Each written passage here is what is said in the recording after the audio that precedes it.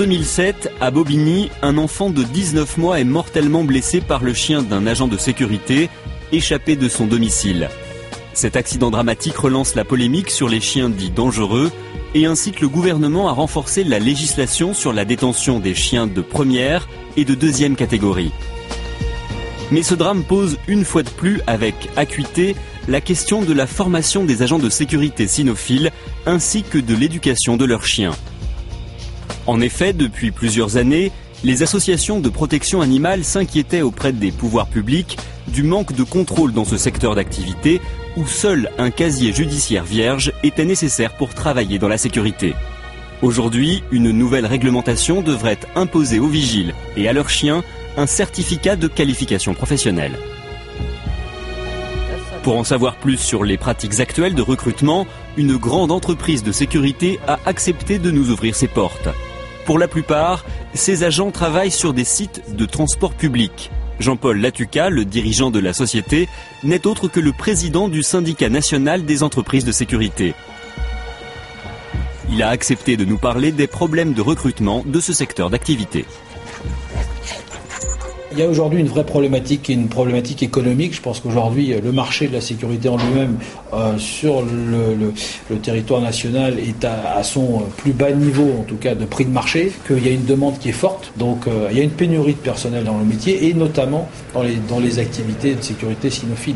Avec une réglementation qui, si elle existe en tout cas, n'est pas ou peu contrôlée. Dans tous les cas, les entreprises aujourd'hui qui utilisent des agents de sécurité cynophiles et qui, je dirais, respectent un certain nombre de règles se doivent quand même de s'assurer et de vérifier un certain nombre de points. Donc je pense que effectivement toute cette actualité, même si aujourd'hui il y a eu des conséquences malheureuses, elle va permettre en tout cas, j'espère, d'éradiquer un certain nombre de pratiques qui sont des pratiques, je dirais, qui ne devraient pas exister dans le métier. Tiens, au pied. Dans son entreprise, il exige avant toute embauche que les prétendants au poste d'agent cynophile passent un test d'aptitude chez un éducateur canin indépendant et spécialiste de la formation des maîtres chiens. Ce pré-recrutement n'est aujourd'hui pas encore obligatoire, alors qu'il se révèle dans la plupart des cas une précaution plus que nécessaire. On a affaire à des gens qui arrivent pour du recrutement avec un chien.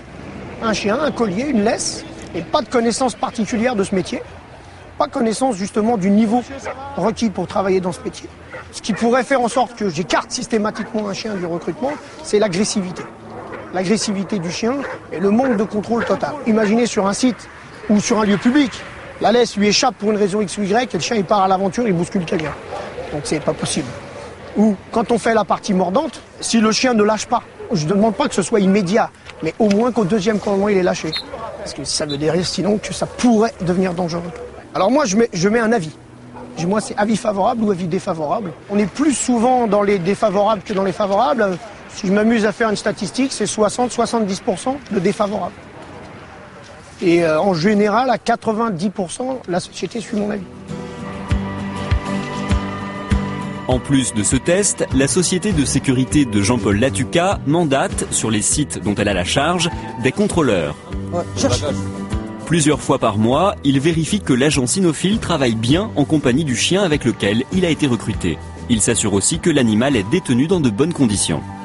On a déjà remarqué qu'il y a des abus au niveau des maîtres chiens. C'est pourquoi on les contrôle pour être sûr que tout va bien. Parce que des fois, on a vu des chiens qui sont trop maigres. Ils se demandent comment... En plus, au début, pour passer le test, le chien, il est bien, il est opérationnel. À un certain moment, après, le chien, on voit que sa santé il dégrade. Dans ce cas-là, on rédige un rapport et c'est à la société de gérer ça. En plus, on ne voit pas l'intérêt de maltraiter le chien.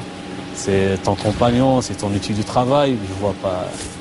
C'est tout à fait le contraire. Il faut bien le traiter. C'est ça. Mon chien est né à la maison. Que je connais mon chien comme je connais mes enfants. Que je peux faire confiance, mais il faut toujours être vigilant. Il faut bien le traiter, il faut bien le soigner quand il est malade. Il faut bien le protéger, comme vous protégez vos enfants. Parce que c'est un chien. On a choisi le chien. Il faut prendre soin du chien. Allez hop, saute. C'est surtout hop. Voilà. Malgré les efforts du syndicat des entreprises de sécurité et une convention collective qui conseille une formation minimum, de nombreuses sociétés continuent d'embaucher des agents et des chiens sans aucune expérience. Au hasard, nous avons testé quelques entreprises de sécurité trouvées dans l'annuaire et le résultat est, vous allez l'entendre, édifiant. Je cherche un travail en fait. Ah, de maître chien? Oui. Mais en fait, j'ai pas de formation, est-ce que ça pose un problème? Bon, parce que les maîtres chiens, de toute façon, on les cherche toujours parce qu'ils sont rares. Hein. Parce que mon chien non plus, il a jamais eu de formation. On peut toujours le prendre et puis lui montrer comment ça se passe dans les chantiers. Hein. Mais moi, je suis débutant, ça vous pose pas de problème? Non, ça pose pas de problème, non, pas du tout. J'ai pas de formation et j'ai un chien j'ai un gros bosseron que j'ai adopté à la SPA, ça vous va quoi? Oui, ça peut aller. Hein. Vous êtes véhiculé? Ah oui, c'est bon. D'accord, ok, bon alors, écoutez, envoyez un CV et puis on vous appelle dès qu'il y a possibilité. D'accord, ok. Et on peut toujours, vous savez, des fois des sites qui tombent comme ça, avoir besoin de... La difficulté, c'est qu'effectivement, pour appliquer aujourd'hui les lois, s'il n'y a pas de gens formés, ils vont pas se coucher le dimanche soir en n'étant pas formés, se lever le lundi matin en étant formés. Il va bien falloir qu'on les emmène dans des centres, il va bien falloir qu'on leur donne des formations qualifiantes, et tout ça, ça a un coût. Qui va payer aujourd'hui? C'est soit le marché, et le marché accepte qu'il y ait effectivement des hausses conséquentes de prix, soit effectivement c'est l'État qui met des crédits pour qu'on puisse former toutes ces personnes. Mais il n'y a pas nécessairement, je dirais, dans les obligations d'embauche un minimum d'obligations de formation et de contrôle. Ça va changer, mais ça mettra du temps. Oh là là!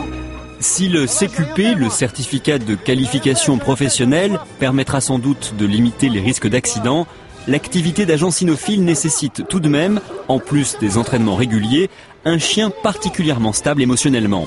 Or, pour des raisons économiques, la plupart des chiens de vigile ont été adoptés ou récupérés gratuitement chez des particuliers et n'ont subi aucune évaluation comportementale. Quand on aura ce CQP qui va être mis en place, il n'y aura plus possibilité d'utiliser ce genre de chien. Et les gars vont s'en rendre compte d'eux-mêmes puisqu'ils seront obligés de venir faire une formation. On va leur dire, tu vois bien que ton chien, il n'est pas adapté pour. Donc à ce moment-là, ça obligera les gens à prendre des vrais chiens prévus et je dirais sélectionnés par les éleveurs pour ce genre de métier, ce genre de capacité. Et puis surtout, ça évitera tous les petits problèmes de chiens instables, agressifs ou peureux, quoi. Parce qu'il y a encore des gens qui vont travailler avec des chiens qui ont peur. Un chien qui a peur est un chien qui pourrait être dangereux. Ce qui rend certains chiens de vigile particulièrement instables, ce sont bien souvent leurs tristes conditions de détention. Le métier est accessible sans qualification et attire donc de nombreuses personnes en situation précaire. Arnold Lhomme enquête depuis plusieurs années sur ce phénomène pour la Fondation Assistance aux Animaux. Dans ses squats de Saint-Denis, en région parisienne, il a déjà saisi de nombreux chiens. Mais à chacune de ses visites, de nouveaux animaux ont remplacé les anciens. Je sais pas si vous avez une vue, mais il y en a un là qui est dans une caisse. Du coup, ils m'ont mis des antivols.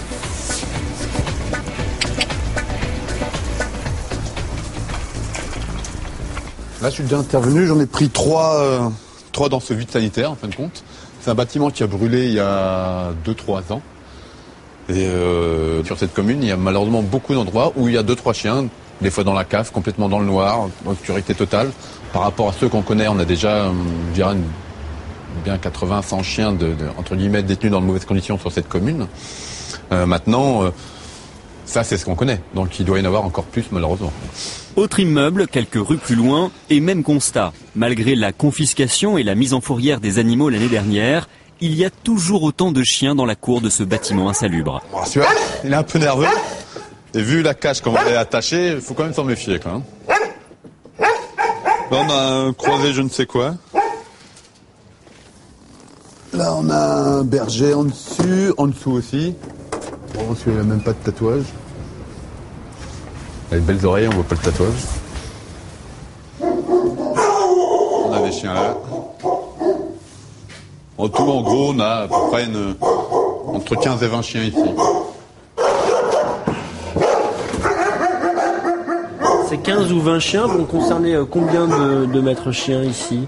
Ça dépend, des fois ils se les prêtent, donc des fois c'est c'est un chien pour 2 maîtres, des fois c'est un seul maître qui va l'utiliser, ça dépend, c'est vraiment, des fois on a un maître chien qui a plusieurs chiens aussi, qui va les louer à d'autres personnes, on a un gros business autour du maître chien de toute façon. Là je peux aller voir, là c'est les 2 derniers. À l'étage, où d'autres chiens sont détenus dans des caisses rafistolées, Arnold nous présente l'un de ses maîtres chiens. Employé par de multiples sous-traitants peu regardants, ce vigile n'a jamais eu à justifier de l'origine ou des conditions de vie de son animal. Vivant lui-même dans 9 mètres carrés avec une femme et 2 enfants, il n'est pas étonnant que cet homme ait du mal à comprendre qu'on puisse lui reprocher les conditions de vie de son chien qui peuvent le rendre potentiellement dangereux. Il est enfermé toute la journée? Non, lui, il n'est pas enfermé toute la journée. Je viens de lui faire sortir, aller promener avant que ma femme parte. Donc je lui mets dans la cage, le soir je sors avec lui.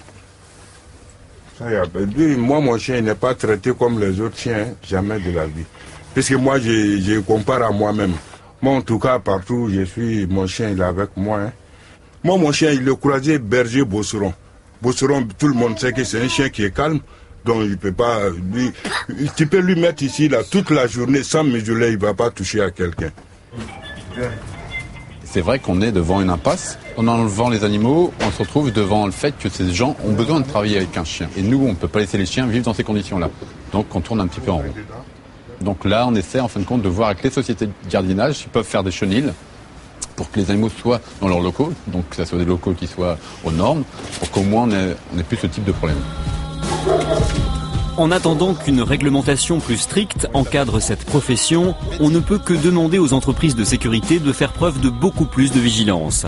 C'est la seule solution pour que ces chiens échappent à leur triste destin et que l'on évite ainsi à l'avenir de dramatiques accidents.